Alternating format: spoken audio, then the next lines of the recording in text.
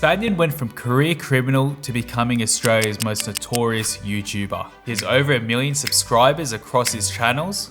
It's All Eats has amassed millions of views and huge crowds gather to see him, despite attempts to cancel him. But before all of this, he'd spent 13 of his first 30 years in prison. Today, I'll be telling you how Spaniard went from holding a siege to taking Australia by storm.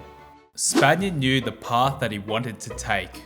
When by the time I'm 12, it's like, what am I going to be?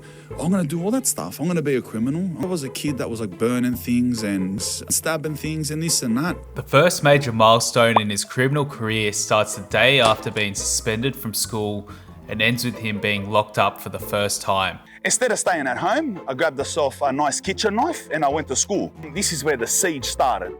Someone had snitched on him and he needed to find out who. He went door to door looking for the rat. Someone he was kind of friends with jokingly claimed it was him, so Spaniard turned around and grabbed him and held the knife to his neck. And as I'm holding him like this, I'm hearing evacuation. The school's getting evacuated.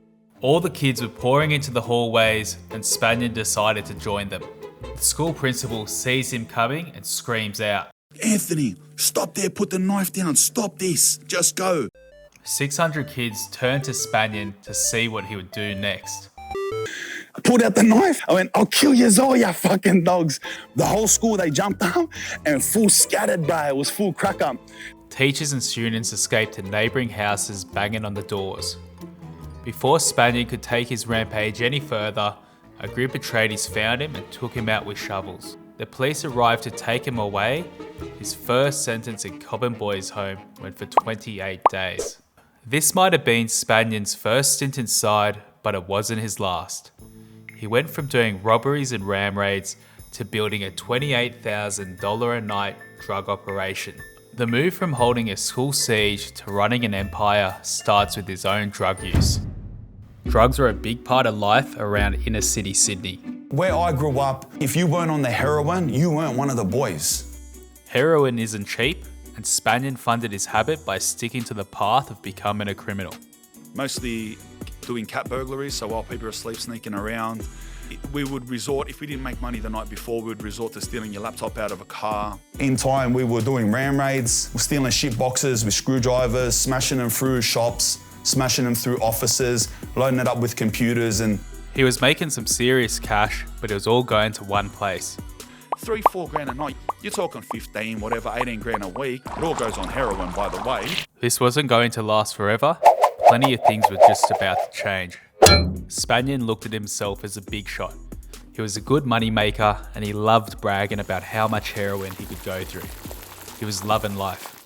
And then I walked past by and I seen in the mirror and I stopped. I looked and it was the first time in my life I seen an absolutely putrid looking, ugly junkie. It was at that moment Spaniard decided to quit drugs. He gave away all his gear and spent 3 weeks in withdrawal. It wasn't no righteous thing. It wasn't, I'm going to get off drugs, I'm going to be this great person. It was, but if I'm on drugs, I'm a shit criminal. If I get off drugs, I'm going to be the best criminal ever. This is where his $28,000 a day drug operation was supposed to begin. Except he had some unfinished business to deal with. Spaniard made a promise months earlier to this guy that he'd kill him for talking shit. On the day of his release, he got a box cutter and hid in the bushes near the bloke's house. He was waiting for hours. Fucking rode his push bike up the street here, he's going to the fish shop. I jumped out, I fucking ganked him, stabbed him in the neck and that. Only lasted 6 days out because I was on the run. The plan to be the best criminal ever was on hold. Doctors found box cutter pieces in the guy's neck.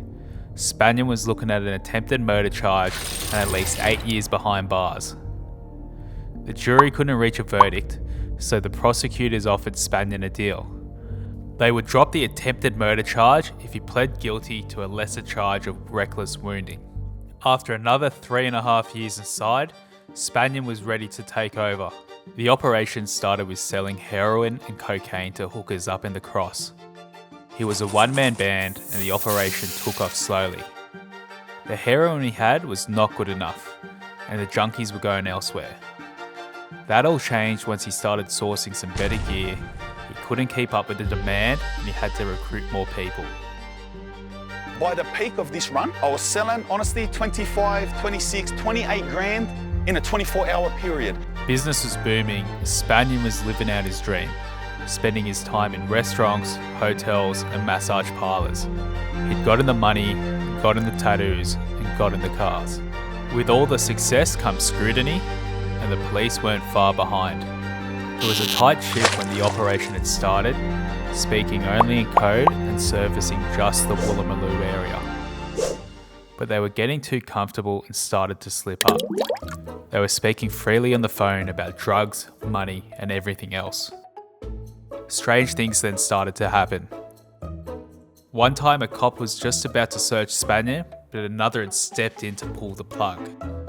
He didn't know it at the time, but it was a sign of a bigger investigation. After picking up some cash from one of the apartments they used, he spotted two people lurking outside the lobby. Spaniard knew they were here to arrest him, so he threw his cash like confetti and tried keeping them out. The police broke through the door and there was no escape. They had stacks of evidence against Spaniard. Aside from wiretaps, one of his co-conspirators flipped and spilt the beans on the whole operation. The rat went into witness protection and he left Woolloomooloo where nobody ever saw him again. Spaniard ended up getting an 8-year sentence. His life so far had been dedicated to crime. After serving so much time, it was starting to lose appeal. He no longer wanted to be the best criminal ever and keep wasting away in prison. All of his 20s and early 30s had been spent locked away. He'd done everything from junkie level crimes to becoming a big time drug dealer. It was time for change. Sober Spaniard needed to find new ways to spend time inside. He dived deeper into writing raps, and there was a crew of them in the yard who would spit bars. One of those listening had inroads to the Aussie hip-hop scene, and when he heard Spaniard rap, he encouraged him to keep at it when he got out. Spaniard was at a crossroads when he finally made parole. He didn't want to work, but he didn't want to commit any more crime either. He'd gotten a phone to start recording his own music videos and began uploading them to YouTube. This was the beginning of Spaniard on the internet. He was beginning to get noticed and started to build up a following of rap fans. But Spaniard was destined for something much bigger. This moment took Spaniard from underground rapper to a culture icon. People loved it and wanted to see more. Hey, watch me become the next fucking rock star. Watch me. You know why? Because I'm a superstar in my soul. I always fucking knew it.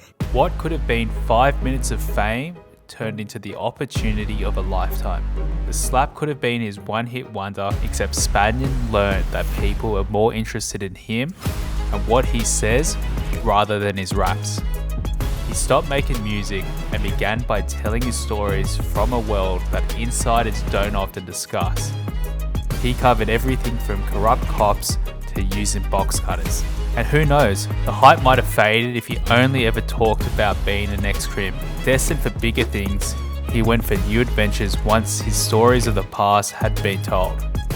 And the viewers stuck around to watch him do everything from ghost hunting in abandoned buildings to globe-trotting through Europe investigating some of the most dangerous areas and trying their local foods. He outlasted his viral moment. The views he gets today from his YouTube videos dwarf the moment that brought him into the spotlight. There have even been attempts to cancel him. Spaniard released a video that was not taken well by many people. He aired his issues with the infamous Balenciaga campaign, use of non-binary pronouns, and Scotty Marsh's artwork. The video led to him being dropped by his management and publishers withdrawing his book from the shelves. Regardless if what Spaniard said was right or wrong, the irony is his career today is built on his criminal history, and that includes violent knife crime, selling of drugs, and robbery. His opinions on pedophilia were a step too far for those who profited from his tales. Regardless, his latest videos still get hundreds of thousands of views. The attempts to cancel him failed. Spaniard didn't conform to begin with. The reaction of the media, his publishers and management give the impression that Spaniard's time in the limelight is coming to an end. The huge crowds that appear during his visits to Australian hoods show the opposite. While he might be coming from the more extreme side of criminal culture, people connect with his story and the visibility that he brings to the underrepresented.